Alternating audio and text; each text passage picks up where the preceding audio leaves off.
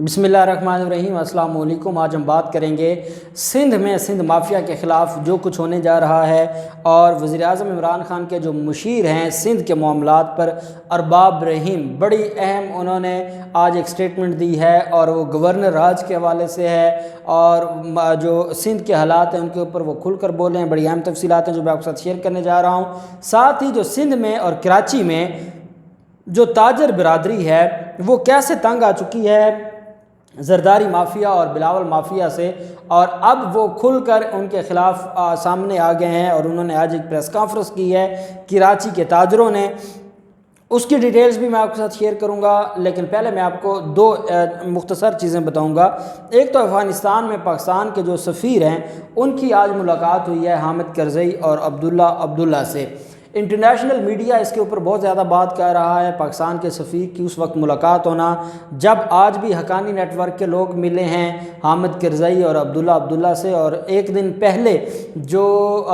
बड़े अहम रहनुमा थे तालिबान के वो मिले हैं और उनकी मुलाकात हुई है। और अब डिस्कशन ये चल रही है कि क्या तालिबान का जो आगे हुकूमत बनाई जानी है तो वो कैसी हुकूमत होगी, उसमें कौन कौन शामिल होगा, क्या वो इत्तेहादी हुकूमत होगी नहीं होगी, इसके ऊपर आज बड़ी तफसीलन बात हुई है। और पाकिस्तान के जो सफ़ीर हैं अफ़गानिस्तान में मंसूर अहमद ख़ान, वो आज उनकी मुलाकात हुई है और हामिद करज़ई ने बाकायदा ट्वीट करके अपनी अफ़गान कौम को बताया है कि आज पाकिस्तान के सफ़ीर से मुलाकात हुई है और तालिबान के साथ जो हमारी डिस्कशन चल रही है और आगे जो अफ़गानिस्तान के मामलात है उसके हवाले से बड़ी ही एक अच्छा आज इस पर जो पेशरफ्त हुई है और डिस्कशन हुई है। पाकिस्तान के सफ़ीर मंसूर अहमद ख़ान ने भी बताया और उन्होंने ये कहा है कि दोनों फ़रीक़ैन ने अफ़गानिस्तान में पायदार इस्तेहकाम के लिए कोशिशों पर तामीरी गुफ्तगू की है। और हामिद करज़ई से जो मुलाकात है उसके बाद जो अफ़गानिस्तान की मौजूदा सूरत हाल और इसके अलावा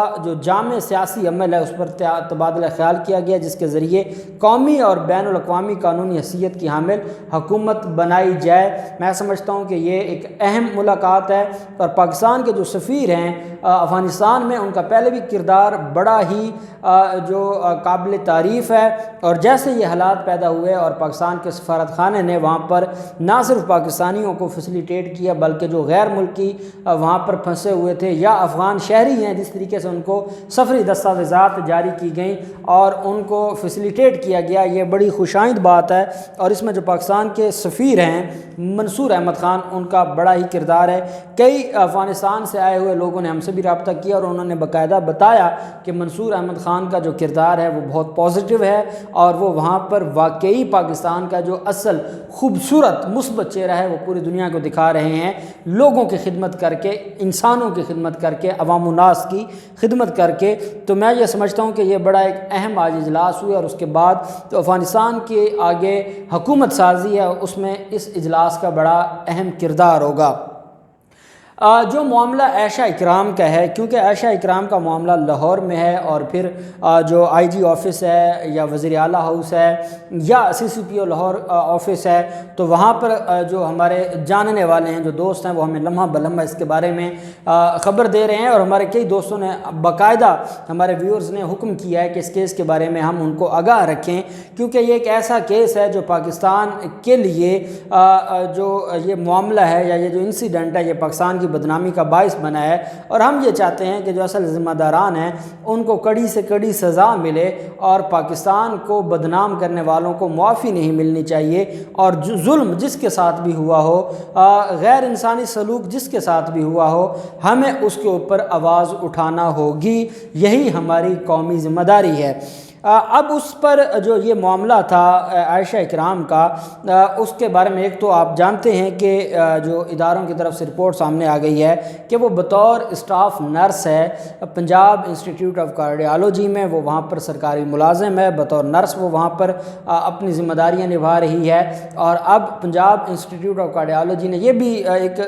जो नोटिस जारी किया है और एक अलामिया जारी किया है और उन्होंने इस बात की तस्दीक की है कि आयशा इकराम وہاں پر نرس ہیں، اور یہ بھی بتایا گیا ہے کہ کئی دفعہ ان کو موبائل فون یا ٹک ٹاک دوران ڈیوٹی بنانے پر نوٹس بھی جاری کیے گئے ہیں۔ بہرحال یہ ایک معاملہ ہے اور یہ ادارے کا اور اس کے امپلائی کا معاملہ ہے، لیکن آئی جی پنجاب انعام غنی نے دوبارہ اس کے اوپر آج رات کو پریس کانفرنس کی ہے، اور انعام غنی نے یہ کہا ہے کہ بڑے اہم جو اس واردات کے بڑے اہم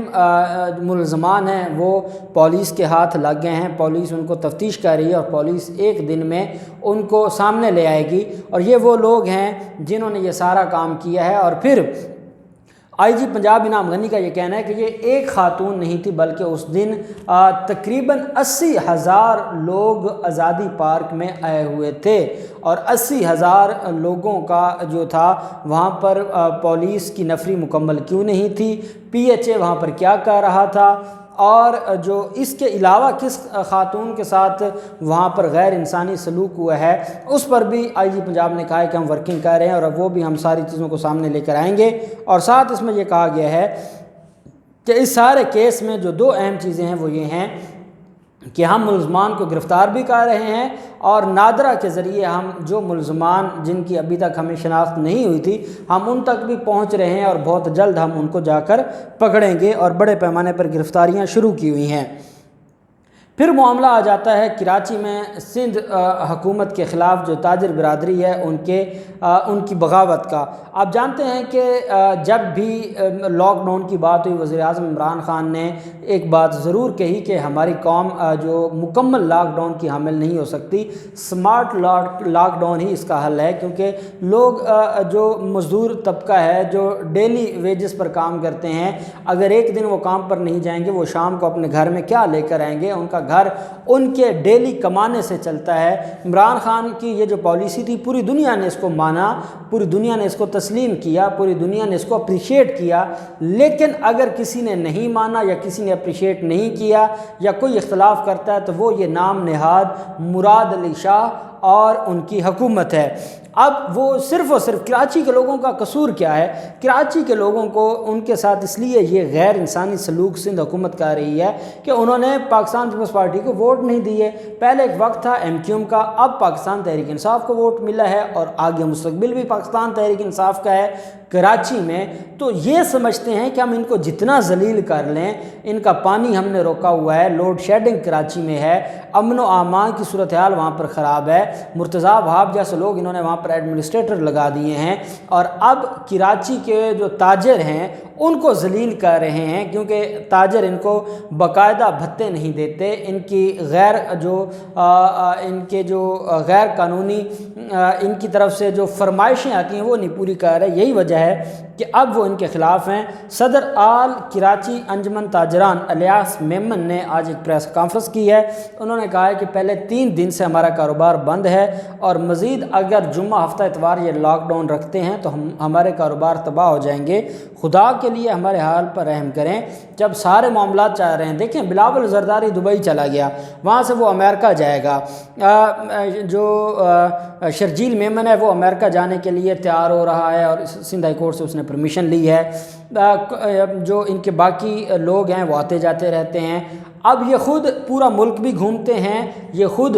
بیرون ملک بھی آ جا رہے ہیں، لیکن کراچی کے لوگوں کو یہ ذلیل کر رہے ہیں۔ وہاں ان کو کووڈ کا انہوں نے ایک تماشا لگایا ہوا ہے، اور بجائے اس کے کہ سمارٹ لاک ڈاؤن ہو، اور جیسے لاہور میں ہوتا ہے صبح 8 سے شام 8 بجے تک دکانیں کھلیں، اور جس کا جو معاملہ ہے وہ، اور کراچی کے اپنے حالات ہیں، ان حالات کے مطابق ایک ٹائم ٹیبل ہو اور ایس او پیز پر عمل درآمد کروایا جائے، نہ کہ آپ سارا کاروبار بند کر دیں۔ اب ان کا یہ کہنا ہے، جو ہوٹل ایسوسیشن ہے وہ فیضان راوت جو کہ چیئرمین ہے کراچی ہوٹل ایسوسیشن کے، انہوں نے کہا ہے کہ خدا کے لیے ہمارے حال پر رحم کیا جائے اور ہمیں انصاف دیا جائے۔ تو جو 3 دن پہلے ہماری جو ایکٹیویٹیز ہیں وہ بند کی گئی ہیں، مزید 3 دن ہمارے بند کیے گئے، تو ہم اس کو تسلیم نہیں کریں گے۔ اور کل جو بروز جمعہ ہے انہوں نے آج یہ اعلان کیا ہے کہ ہم بغاوت کرتے ہیں سندھ حکومت سے، اور کل سے ہم اپنے ہوٹل بھی کھولیں گے اور دکانیں بھی کھولیں گے۔ ہم دیکھتے ہیں کہ سندھ حکومت کیسے سختی سے بند کرواتی ہے، کیونکہ اب اگر ہم دکانیں نہیں کھولتے، ہم اپنا کاروبار نہیں چلاتے، تو ہم مزید سروائیو نہیں کر سکتے۔ اس لیے ہمارے پاس کوئی اور آپشن نہیں ہے سوائے اس کے کہ ہم اپنے لیے اپنی جو جنگ ہے وہ لڑیں اور اپنے لیے انصاف لیں۔